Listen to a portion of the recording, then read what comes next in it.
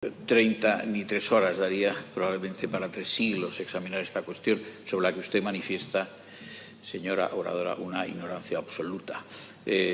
No sé, usted debe haber aprendido de Macron, a lo mejor, un señor que no estudió Derecho. Es su maestro en esta disciplina, porque, francamente, lo que usted ha dicho es un conjunto de disparates sin ningún fundamento intelectual. Lo único que fundan sus palabras... Sánchez García, remítase a la cuestión. Estoy ciñendo. Si no dice nada con fundamento, tendré que decírselo. Usted únicamente hace afirmaciones que son postulados ideológicos, nada más. Usted no hace ninguna exposición con contenido intelectual de nada. Pero es que, además, no solamente es esto, que ya de por sí es grave para venir al Parlamento, sino que, además, usted postula aquí una persecución ideológica y de la libertad de expresión, porque dice que no le gusta que se vaya a hablar al Senado en contra del aborto. Pues si no le gusta a usted, no vaya. Pero usted no puede pretender que aquellos que somos contrarios al aborto no podamos reunirnos en el Senado, en el Hotel Palace o en Casa Paco para hablar de esta cuestión porque a usted le parece mal. Usted es una persona totalitaria en su ideología. Usted no tiene ninguna convicción democrática y usted está promoviendo una acción de persecución que deja en un lugar menor a la Inquisición. Fíjese usted lo que le digo. Es usted verdaderamente algo que no es presentable en una sede parlamentaria. La creación de derechos no cabe cuando los derechos son fundamentales. Los derechos fundamentales existen y los textos legales los reconocen. No los crea ni Macron, ni usted, ni su partido. Si no sabe esto, infórmese un poco antes de venir a soltar aquí una perorata que no tiene ni pies ni cabeza. Por lo demás, usted está muy atrasada de noticias, pero muy atrasada. ¿Usted no se ha enterado que en los Estados Unidos la Corte Suprema Federal en el mes de junio del año 22 ha dictado la sentencia Dobbs contra Jackson, Organización de la Salud de las Mujeres? ¿Usted no conoce esa sentencia? ¿Usted sabe lo que ha dicho la sentencia? Pues la sentencia ha dicho que la sentencia Roe versus Wade del año 73 fue un error, porque la sentencia Roe versus Wade declaró un pretendido derecho al aborto sobre la base de decir que el aborto era una manifestación del derecho a la intimidad. ¿Por qué? Porque no había un derecho al aborto en la Constitución americana, en la parte dogmática. Entonces tuvo que recurrir a este subterfugio intelectual para decir, bueno, vamos a ver dónde encajamos estas pretensiones de los abortistas. Pues en el derecho a la intimidad. Claro, por este procedimiento usted puede crear el derecho fundamental que quiera. Pero la Corte Suprema Federal, desgraciadamente han hecho falta cerca de 50 años, ha corregido su postura. Léalo usted. Usted está pasada de moda completamente. Usted está con postulados del siglo XIX rancios y caducos. Y por último, para que lo sepa usted y léalo también, sí, usted se ríe, claro. Usted es el hombre masa de Ortega. Usted se recrea en su propia condición de hombre masa. Lea usted la sentencia Roe versus Wade. En la sentencia Roe versus Wade se dice un considerando muy interesante, dice, este tribunal en el estado de la ciencia actual no puede decir cuándo comienza la vida. En el estado de la ciencia en 1973, después de la genética, mi querida amiga, después del desarrollo de la genética, en 2024 sí se puede decir cuándo empieza la vida, porque hay una unicidad de código genético en cada ser fecundado. ¿Le guste a usted o no? Muchas gracias por su intervención.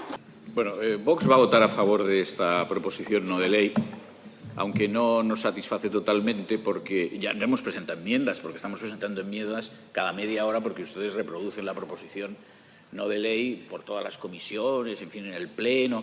Es un poco asfixiante, aunque la situación acaso lo requiera. Pero no hemos presentado las enmiendas que nosotros hemos propuesto en ocasiones anteriores, consistentes en 3 cosas. Primero, hay que precisar un poco más en lo que es la ampliación del ámbito subjetivo, objetivo y temporal de las sanciones, que son medidas restrictivas impuestas por un reglamento de la Unión Europea de 2017, que vienen siendo prolongadas o prorrogadas por periodos semestrales en lugar de por años, como es lo habitual, acaso por esa iniciativa disparatada del ministro de Asuntos Exteriores español, el miniministro, en octubre de 2023, que dijo que lo que procedía era levantar las sanciones. Claro, bueno, este señor, en fin, su capacidad prospectiva de lo que iba a pasar es, pues no lo sé, menor que la de un miniministro. Bueno, entonces, esto hay que aquilatarlo un poco más. En segundo lugar, ustedes siguen sin comprender que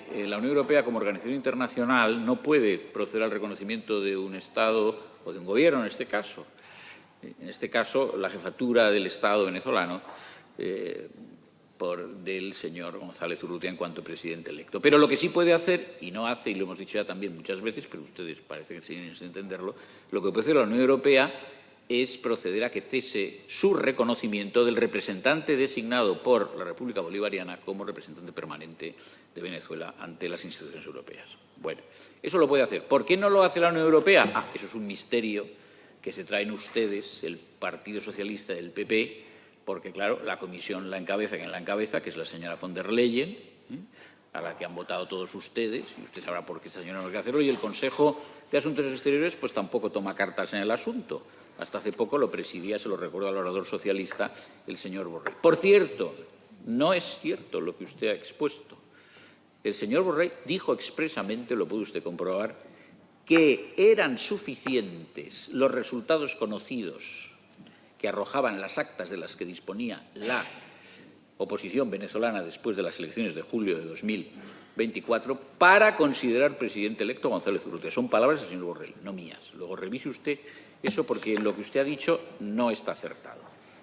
Y tercero, y más sorprendente aún por parte del Partido Popular, yo esto no lo acabo de entender, insisten en no querer reprobar como se pueda en esta Cámara, en el órgano que sea, la actuación en todo esto del señor Rodríguez Zapatero, que evidentemente es un agente, no iba a decir doble, pero no lo es, porque los intereses de sus dos mandantes son convergentes, del Gobierno socialista y de Maduro. No lo sé por qué, no sé qué miedo le tienen ustedes a este señor, pero en fin, evidentemente, por su omisión ante varias peticiones con este contenido, pues parecen tenérselo. Y en cuanto a la intervención del señor Gutiérrez Prieto del Partido Socialista, bueno, mire usted, si a estas alturas de esta cuestión usted nos quiere convencer aquí de que el Gobierno español ejerce una oposición dura, contundente ante el Gobierno bolivariano, sus esfuerzos son vanos. Primero, el Gobierno español no está procediendo como debe hacer al reconocimiento del señor González Urrutia como presidente electo de Venezuela, como han hecho otros estados. Muchas gracias. Lo debe hacer García. primero porque el resultado conocido así lo indica y segundo porque el Congreso así lo ha decidido. Y aunque el Gobierno es quien representa al Estado en el orden exterior, no puede desoír el pronunciamiento del Congreso. Si es un Gobierno mínimamente atento a un principio democrático que es evidente que a ustedes les gusta poco. Y ustedes, y tiene razón el señor del PP, el orador del PP, ustedes constantemente justifican y amparan a todos los gobiernos dictatoriales, izquierdistas en Hispanoamérica y en los 5 continentes. Su intervención. Gracias. Muy bien, pues con esto cerramos.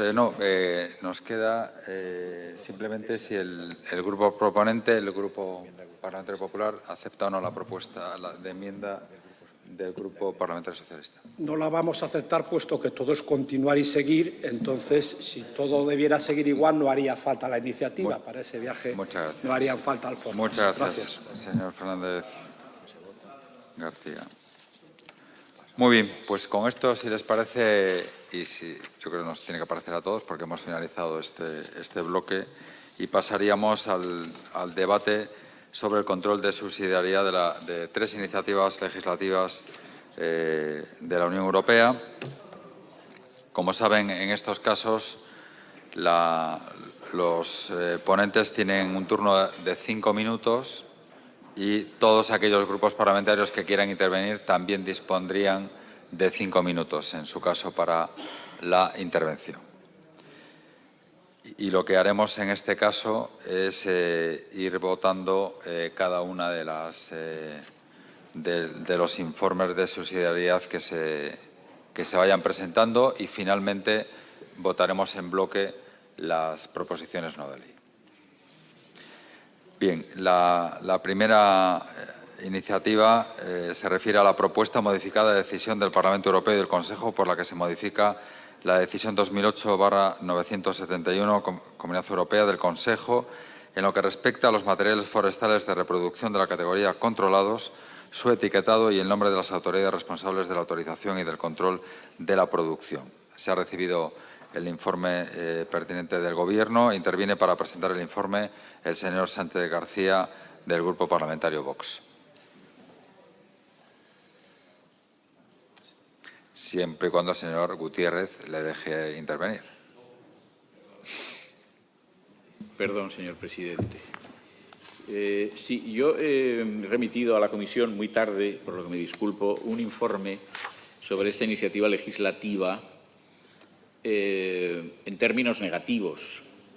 Voy a ser muy breve acerca de por qué considero que esta comisión debe aprobar este informe en términos negativos, es decir, en términos en los que manifieste la disconformidad de esta iniciativa legislativa con el principio de subsidiariedad. Esta iniciativa es una iniciativa que efectivamente es relativa a una materia que es de competencia compartida entre la Unión y los Estados miembros, por lo que procede pronunciarse sobre su conformidad o disconformidad con el principio de subsidiariedad. La disposición sustantiva única de esta iniciativa consiste en una modificación de la decisión 2008-971 del Consejo al efecto de considerar equivalentes a los materiales forestales de reproducción producidos en la Unión Europea y que cumplen la Directiva 1999-105 de los materiales forestales de reproducción de la categoría no controlados, categoría introducida por las normas del Plan de Semillas y Plantas Forestales de la OCDE en 2013, siempre y cuando se trate de materiales forestales producidos en terceros países. Es claro que de prosperar esta iniciativa, de adoptarse, sustituiría a la autorización temporal concedida por la decisión de ejecución 2021-773 de la Comisión Europea, que es del año 2021, reitero. Decisión por la que se autorizó a cada Estado miembro a decidir hasta el 31 de diciembre de 2014 sobre esta cuestión. Es decir, sobre si los materiales forestales de reproducción de la categoría controlados producidos en un tercer país ofrecen las mismas garantías que los materiales forestales de reproducción producidos en la Unión y que cumplen lo dispuesto en la Directiva 1999/105.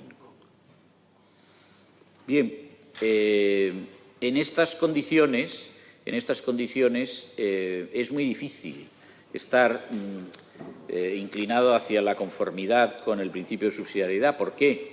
Porque la iniciativa legislativa que debe examinar esta comisión al objeto de emitir su informe o dictamen no muestra en su parte expositiva disfunción alguna por las decisiones adoptadas hasta ahora por los Estados miembros y ya durante más de 3 años sobre el particular. Muy al contrario, se menciona una práctica uniforme sobre esta cuestión en el expositivo séptimo. Tampoco se conoce razón alguna que la iniciativa legislativa examinada, desde luego, no invoca para que los Estados miembros de la Unión no puedan ser quienes, en el caso de modificaciones genéticas para la producción de semillas o plantas de la categoría controlados, no puedan ser quienes garanticen que los usuarios de materiales forestales de reproducción elijan con conocimiento de causa con arreglo a la etiqueta de la OCDE y la etiqueta o el documento del proveedor que indique si ese tipo de modificación se ha utilizado en la producción de materiales forestales de base para esta categoría, como ocurre actualmente con la categoría de cualificados. Se trata, por lo tanto, de lo que se llama la necesidad de observar el principio de subsidiariedad en la acción. Y, en cualquier caso, y concluyo, hay que estar a la presunción a favor de la acción a nivel estatal fundada en el principio de proximidad, sobre el que la literatura se ha extendido, y a este efecto ahí reproduzco en el texto del informe un